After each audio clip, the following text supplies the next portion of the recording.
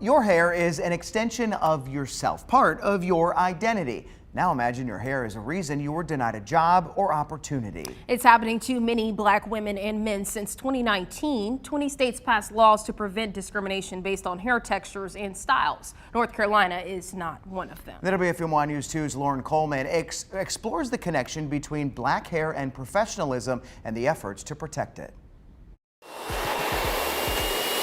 Braids, extensions, twists, and locks. Traditional black hairstyles. While more women of color are embracing their natural textures, its place in the professional space remains a point of contention. According to a 2023 workplace research study, black women's hair is more likely to be perceived as unprofessional. Nearly half of black women under the age of 34 feel pressured to have a headshot with straight hair. I can relate. As an on-air news personality, for so long I felt I was limited in the types of hairstyles I could wear on air. I remember as an intern being told by mentors, even some who looked like me, your braids are beautiful, but they won't do for your resume reel. For nearly 8 years, I wore my hair under straight wigs, some long, some short. Last October, I wore my hair in braids for the first time on television. After posting about my braids on Facebook, I received thousands of likes and hundreds of shares. Comments from women who shared similar experiences in different lines of work. But why is black hair and professionalism so intertwined? Let's begin at the hair salon.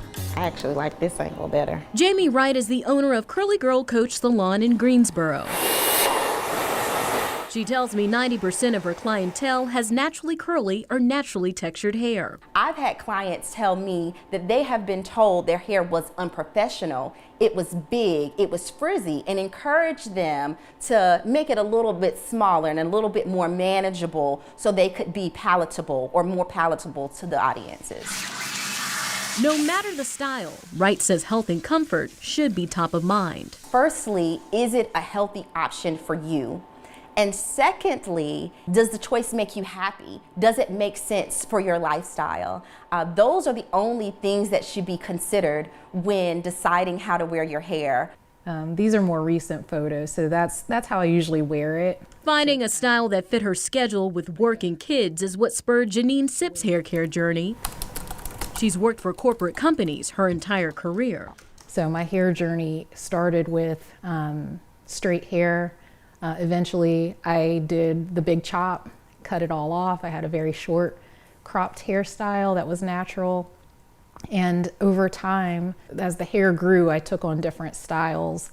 And my most common style that I would wear is a puff. I think my current profile picture at work is just kind of became my, like literally became my corporate persona. Sipp recently transitioned to a remote role. During this time, she's experimented with different styles like braids and two-strand twist.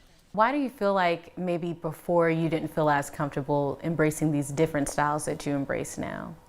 Well, a lot of it has to do with the questions. If you change your hair from this week to next week, it's a topic. Is that your hair? Can I touch it? How did you do that? Can you wash it? Like, so many pretty personal questions that it's just easier in a lot of ways to just pick your style, and it kind of became my signature. A 2019 research study for women found that black women are 80% more likely to change their natural hair to meet social norms or expectations at work. Sipp says that percentage doesn't surprise her.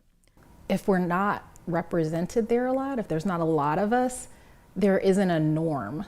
And so the norm is not the styles that I would typically wear, people with my textured hair would wear. So if you have something different about you, it's a topic.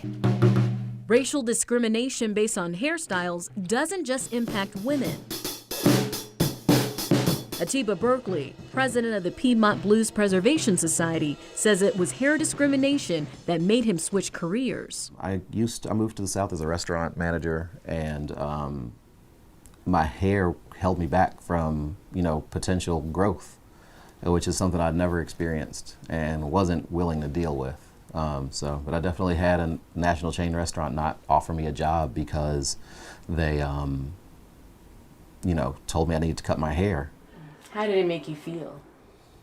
I was hurt and frustrated, and a part of me also kind of expected, part of it might have been validating in a way, because I hadn't really experienced it so strongly or directly prior to that. And growing up, my family would always say, this is a possibility, for people that have hair like this. Work is being done to help make sure stories like this don't happen again. Some cities and counties in North Carolina have laws banning race-based hair discrimination. This includes Greensboro, Charlotte, and Winston-Salem. A statewide ban could be on the way. The Crown Act was first introduced in Raleigh back in February. One might argue where your hair is distracting, it makes it harder in the workplace. Can't you just tie it back or straighten it, pin it up? But when we talk about it in terms of racism, whereby these hairstyles are associated with one race group, and now it's not okay to tell that race group how to wear their hair, I think people will take it more seriously. Dr. Jeanette Wade, an associate professor of sociology at North Carolina A&T, tells me not only legislation, but education and awareness are key. A lot of legislation has been put in place, but hearts and minds have to change. So what you're doing right now, running a story like this, I think is amazing, because hearts and minds change when conversations happen. I will continue to share the stories of others with the hopes all hair will be accepted in any place or space. What does hair mean to you? I love it. It's a way to express yourself. It's a mood, depending on how you feel that day. For me personally, hair means beauty. It means transformation. It just means image. It means culture. It means history. Your hair could be beautiful as it is. My hair could be beautiful as it is, and they can both be okay. And everything isn't for everybody.